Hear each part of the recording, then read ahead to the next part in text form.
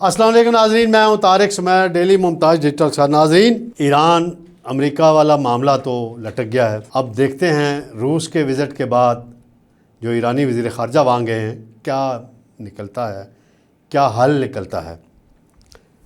وزارت تجارت نے ایک اہم SRO جاری کیا ہے جس کے تحت ایران کے ساتھ تجارت ہو سکے گی۔ یہ ایک اچھی خبر ہے۔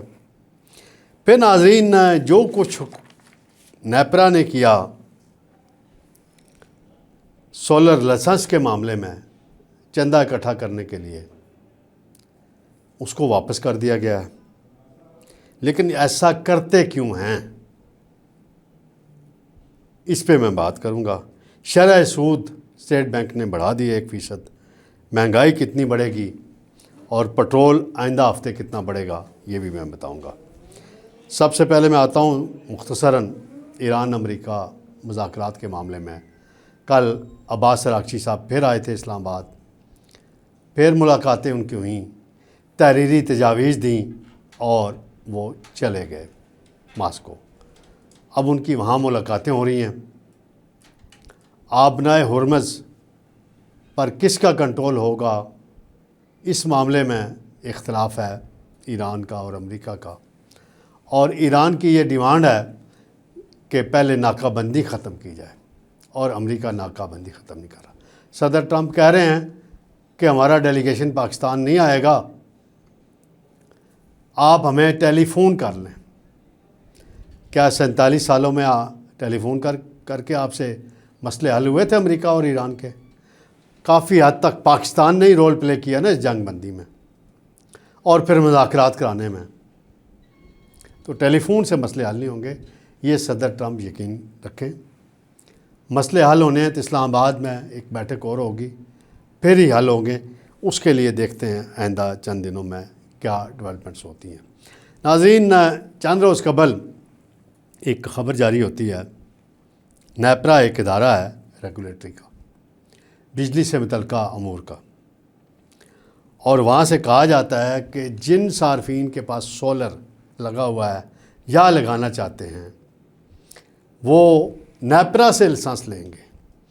جب سولر یہ انسٹال کرائے گئے، پالیسی دی گئی، اس وقت کی بیوروکریٹس اور بابو یہ بات بھول گئے، اور اب کے بابوؤں کو یہ بات یاد آ گئی کہ پیسے اکٹھے کرنے کا ایک اور طریقہ ڈھونڈے۔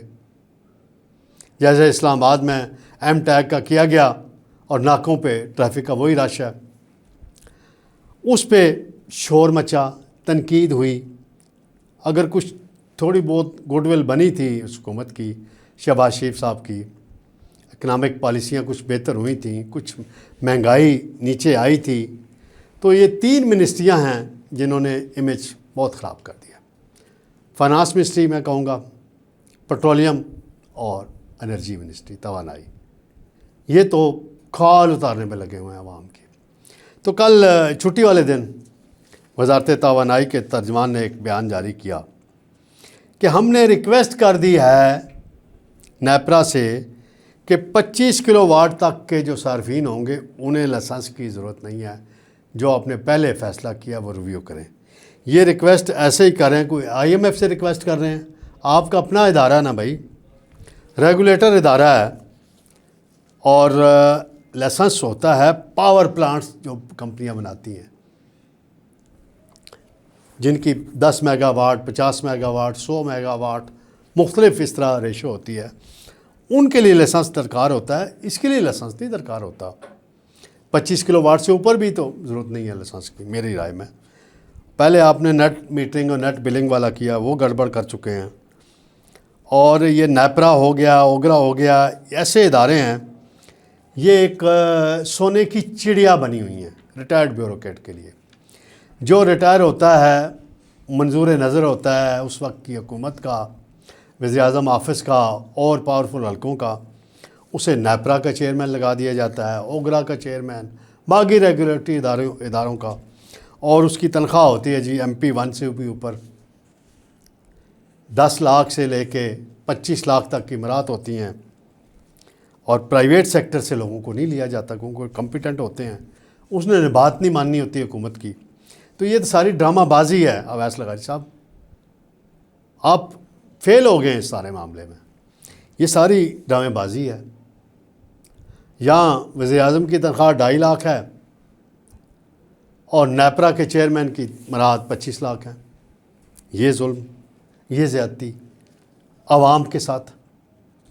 اور پیسے اکٹھے کرنا، ایک پالیسی بنائے نا بھائی. جب پہلے ہر کمپنی جو بجلی بنانے والی ہے اس سے لائسنس لیا گیا، اجازت لی گئی، گرین میٹر، کس چیز گرین میٹر کی فیس دی گئی، وہ کس لیے دی گئی کہ جی یہ سولر کی استعمال کی اجازت ہے. وہ لائسنس ہی ہے نا آلموسٹ آپ کے پاس کہ ون ٹائم ہے. تو وہ بھی میٹر کی فیس ون ٹائم ہی ہے نا. اور مجھے تو پتہ ہے لوگ گرین میٹر کے لیے کتنی رشوتیں دیں ایس ڈی اوز کو، ایکسینس کو اور باقی عملے کو. لوگوں نے 1 لاکھ سے لے کے 3 لاکھ روپیہ ایک فی میٹر رشوت بھی چلتی رہی ہے. پھر ناظرین دوسرا معاملہ ہے شرح سود. اسٹیٹ بینک نے بڑھا دی ہے 10.5 سے بڑھا کر 11.5 کر دی ہے، یعنی 1%. اس سے کہا جا رہا ہے کہ مہنگائی بڑھنے کا بڑا خدشہ ہے.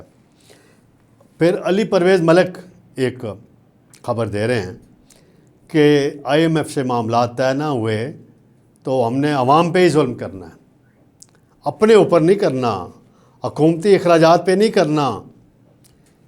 یعنی لیوی 55 روپے بڑھانے کا مطلب ہے اس وقت 393 روپے پٹرول ہے تو یہ 450 روپے چلا جائے گا اگلے جمعے کو. یہ خبر دے رہے ہیں 50 سے 55 روپے پٹرول کی قیمت میں اضافہ کر دیا جائے گا. اس قیمت کا انٹرنیشنل قیمت کا اوپر نیچے ہونے سے کوئی تعلق نہیں ہے ہوگا. تو وہ شہباز شریف صاحب کی خطاب کہاں گیا؟ 80 روپے لیوی ٹیکس میں نے ختم کر دیا ہے. یعنی آپ نے جو FBR کی ناکامی ہے ٹیکس کلیکشن کی، وہ ادھر پٹرول کی مد میں پوری کرنی ہے. ظلم کرنا ہے غریب پہ. میں نے تو کہا تھا 500 روپیہ پٹرول کر دیں، 1000 روپیہ کر دیں لینڈ کروزر کے لیے، مرسڈیز کے لیے 1000 cc کی گاڑی، اور جو موٹر سائیکل ہیں ان کے لیے کم کر دیں. کیا اس میں کون سا مسئلہ ہے؟ پٹرول پمپ پہ جائے بندہ، ID کارڈ دکھائے یا گاڑی کی رجسٹریشن بک دکھائے، اس میں CC لکھا ہوتا ہے، اس کے حساب سے آپ پٹرول دیں. پٹرول پمپ کوئی مسئلہ ہے اس میں؟ حل نکالنا، کام کرنا ہو تب نا. آپ نے لوٹ مار کرنی ہے، ٹیکس ادھر سے لینا ہے، شارٹ فال ادھر سے پورا کرنا ہے. تو یہ زیادتی والی بات ہے. تو انشاءاللہ ناظرین جلد آپ کی خدمت میں دوبارہ حاضر ہوں گے. اللہ حافظ.